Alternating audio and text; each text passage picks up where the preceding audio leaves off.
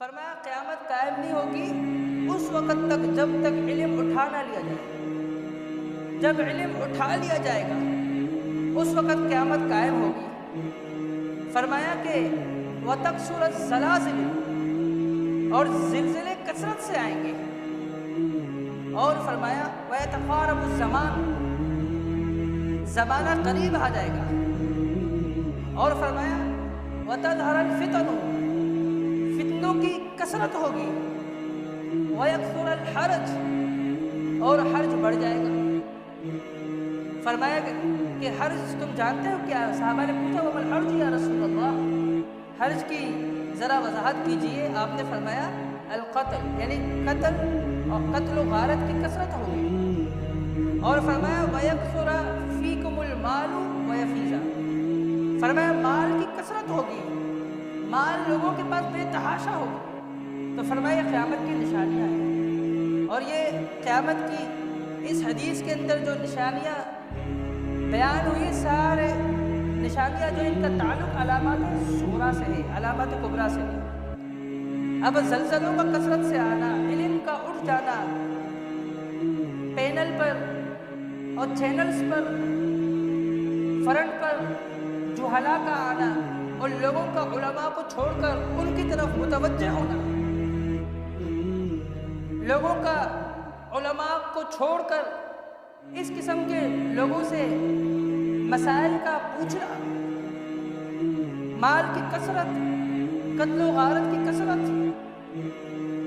یہ زلزلوں کی کثرت، فرمایا یہ قیامت کی نشانیوں میں سے ہے. رسول اللہ صلی اللہ علیہ وسلم نے ابن حوالہ نامی ایک صحابی کو مخاطب ہوتے ہوئے فرمایا، سنن نبی داؤد کے اندر حدیث موجود ہے. فرمایا ابن حوالہ تمہارا کیا حال ہوگا اس وقت جب یہ خلافت جو ہے ارض مقدس تک پہنچ جائے گی. جب خلافت بیت المقدس تک پہنچے گی اس وقت تمہارا کیا حال ہوگا؟ جب تم دیکھو کہ خلافت بیت المقدس تک جا پہنچی ہے تو سمجھ جانا کہ اب قیامت کی نشانیاں بے در پہ آنے والی ہیں. آپ دیکھو گے کثرت سے زلزلے ہوں گے، آپ کو دیکھنے کو ملے گا کہ کثرت سے وبائیں پھیل جائے گی، اور آپ کو دیکھنے کو بہت ساری بیماریاں ملے گی. اور فرمایا اس وقت قیامت اتنی زیادہ قریب ہوگی، جتنی زیادہ قریب تمہارا سر مجھ سے نہیں ہے، اس سے زیادہ قیامت تمہارے قریب ہوگی. اب بندہ اپنے رب کے کتنا قریب ہوتا ہے. اب آپ اندازہ لگائیے وہ صحابی رسول ابن حوالہ پیغمبر سے کتنے دور کھڑے تھے کہ پیغمبر ان سے گفتگو کر رہے تھے. فرمایا میرا یہ ہاتھ تمہارے سر سے زیادہ دور نہیں، لیکن اس سے بھی زیادہ فاصلہ کم ہوگا قیامت کا جب یہ ساری نشانیاں ظاہر ہو جائیں گی. سنن نبی داؤد کے اندر روایت موجود ہے. تو یہ قیامت کی نشانیوں میں سے ہے. اور اس کی وجہ کیا ہے، اس کے اسباب کیا ہے؟ اس کے اسباب اللہ رب العالمین کے عقاب، اس کی سزا کو، اس کے عذاب کو طلب کرنا ہے. اللہ رب العالمین نے فرمایا کہ ہم کسی قوم کو عذاب نہیں دیتے جب تک وہ اس عذاب کے مستحق نہیں ہوتے. فرمایا وَمَا أَصَابَكُم مِّن مُّصِيبَةٍ فَبِمَا كَسَبَتْ أَيْدِيكُمْ وَيَعْفُو عَن كَثِيرٍ. فرمایا تمہیں جو بھی آزمائش پہنچتی ہے اس کے پیچھے تمہارے اپنے ہی کرتوت ہوتے ہیں. وَلَوْ يُؤَاخِذُ اللَّهُ النَّاسَ بِمَا كَسَبُوا مَا تَرَكَ عَلَىٰ ظَهْرِهَا مِن دَابَّةٍ وَلَٰكِن يُؤَخِّرُهُمْ إِلَىٰ أَجَلٍ مُّسَمًّى. فرمایا اگر اللہ لوگوں کو ان کے گناہوں کی وجہ سے پکڑ لے زمین میں ایک انسان بھی نہیں بچے گا. اگر اللہ لوگوں کو گناہوں کی وجہ سے پکڑنا شروع کر دے، ان کو عذاب دینا شروع کر دے، ان کو سزائیں دینا شروع کر دے، وَلَوْ يُؤَاخِذُ اللَّهُ النَّاسَ بِمَا كَسَبُوا، ان کے گناہوں کی وجہ سے اللہ ان کو پکڑنا شروع کر دے، مَا تَرَكَ عَلَىٰ ظَهْرِهَا مِن دَابَّةٍ، زمین کی پشت پر ایک انسان بھی نہیں رہے گا. سارے گناہ گار ہیں، سارے سزا کے مستحق، سارے لٹک جائیں گے، کوئی نہیں بچے گا اللہ کے عذاب سے. فرمایا وَلَٰكِن اجل مسمى، یہ تو اللہ کی ذات ہے، تمہیں ڈھیل دیتا ہے، تمہیں مہلت دیتا ہے کہ تم کچھ نیکیاں کر لو، ان نیکیوں کی عوض میں رب العالمین تمہارے سارے گناہوں کو معاف کر دے گا، اللہ رب العالمین تم سے درگزر فرما دے گا۔ تو یہ اللہ رب العالمین کی مہربانی ہے، اس کی رحمت ہے۔ ان رحمتی سبقت علی غضبی، میری جو رحمت ہے میرے غصے پہ سبقت لے گئی ہے۔ اللہ رب العالمین کی جو رحمت ہے اس کے غصے پر سبقت لے گئی ہے۔ گناہوں سے اللہ کو غصہ آتا ہے اور نیکی کرنے سے اللہ رب العالمین کی رحمت انسان پر برستی ہے۔ لیکن جہاں یہ دونوں چیزیں آ جائیں تو فرمایا کہ ان رحمتی سبقت علی غضبی، تو میری رحمت حاوی ہوتی ہے میرے غصے پر، میرے غضب پر۔ بندے نے وہ سارے کام کیے کہ اللہ کے غضب کا مستحق بن گیا، لیکن وہ ساتھ میں نیکیاں بھی کرتا ہے، وہ پھر نادم ہو جاتا ہے، شرمندہ ہو جاتا ہے، توبہ اور استغفار سے کام لیتا ہے، تو رب العالمین کی جو رحمت ہے وہ اس کو ڈھانپ لیتی ہے اور اللہ کی رحمت اس کے غصے پر حاوی ہے۔ اور اسی طرح بہت سارے اس کے اسباب ہیں۔ آپ دیکھیں کہ بے حیائی کس طرح کثرت سے پھیل رہی ہے۔ شعیب علیہ السلام کی قوم میں ناپتول میں کمی تھی اور اس کی وجہ سے ان کو سزا دی گئی، اور آج آپ دیکھیں امت مسلمہ کا کیا حال ہے۔ آپ ان کا ترازو چیک کریں۔ سونار جب وہ کوئی چیز آپ کو دیتا ہے تو اس وقت اس کا پیمانہ کچھ اور ہے، جب واپس لے تو وہ کچھ اور ہے۔ اور آپ جائیں لوگوں کے ساتھ تجارت کریں، آپ اپنے اشیاء کو وزن کروائیں، آپ دیکھیں جب وہ آپ کو دیتے ہیں تو کس انداز سے دیتے ہیں، کس طرح وزن کرتے ہیں۔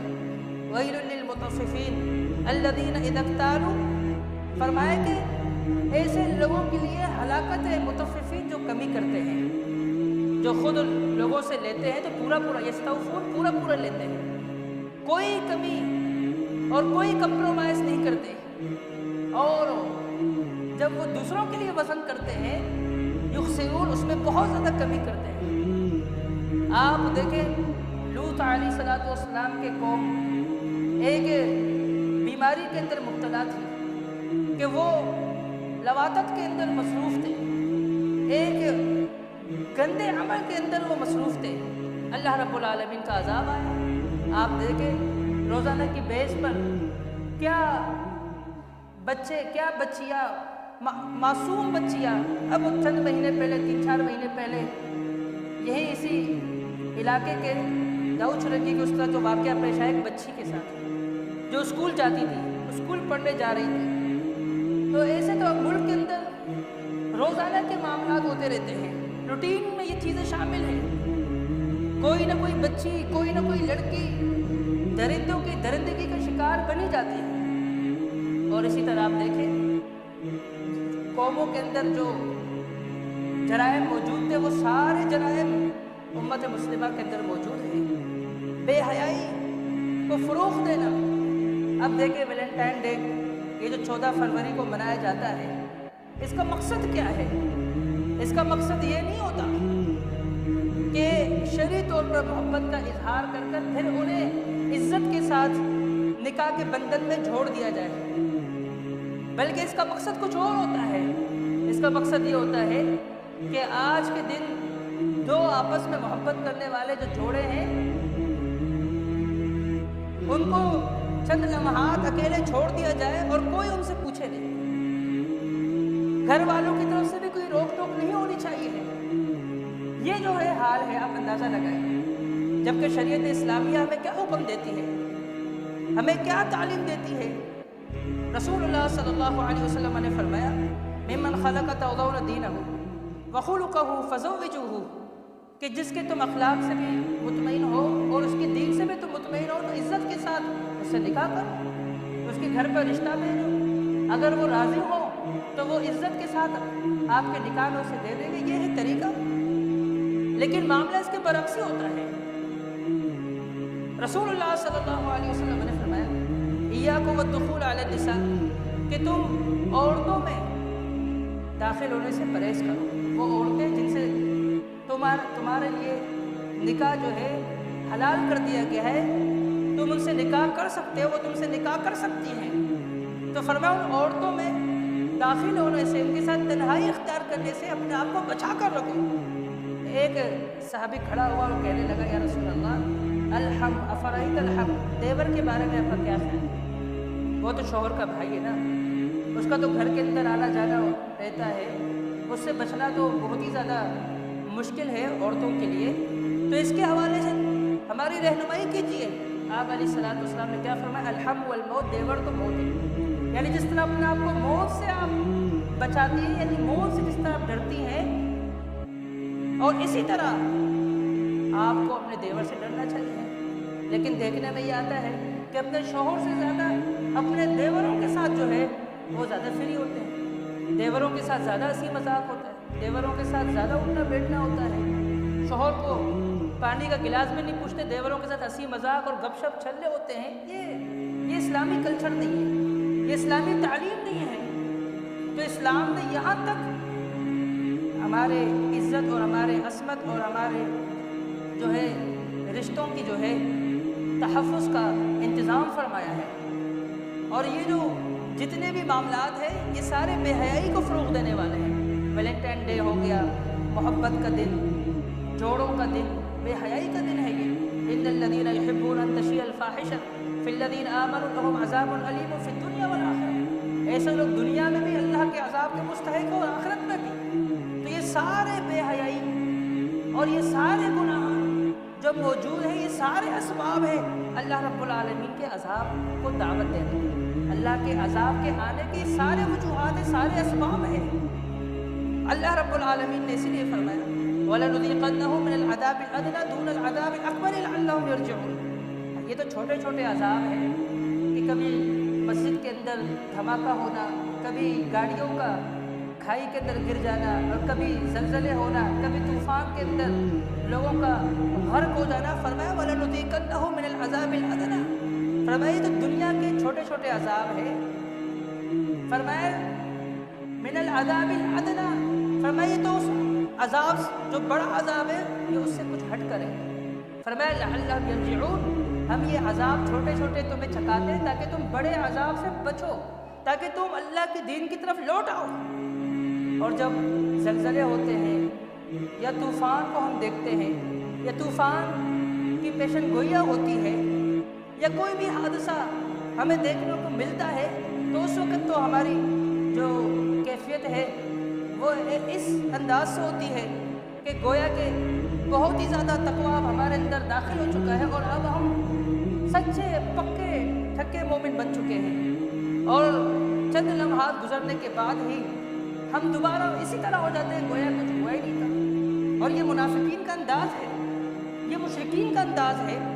اللہ رب العالمین نے فرمایا فَإِذَا رَكِبُوا فِي الْفُلْكِ دَعَوُا اللَّهَ مُخْلِصِينَ لَهُ الدِّينَ، جب وہ سمندری سفر کرتے ہیں نا کشتی میں، تو فرمایا کہ جہاں کشتی جھول کھاتی ہے، ان کے ڈوبنے کے چانسز ہوتے ہیں، وہاں وہ فوراً اللہ کو یاد کرتے ہیں، فوراً اللہ کو پکارتے ہیں، اللہ کی طرف گڑ گڑاتے عاجزی اور انکساری اختیار کرتے ہیں، اللہ کی طرف رجوع کرتے ہیں۔ فرمایا کہ لَئِنْ أَنْجَيْتَنَا مِنْ هَٰذِهِ لَنَكُونَنَّ مِنَ الشَّاكِرِينَ، اور کہتے ہیں اللہ اگر تو نے ہمیں اس عذاب سے بچا لیا تیرے شکر گزار بندے بن جائیں گے۔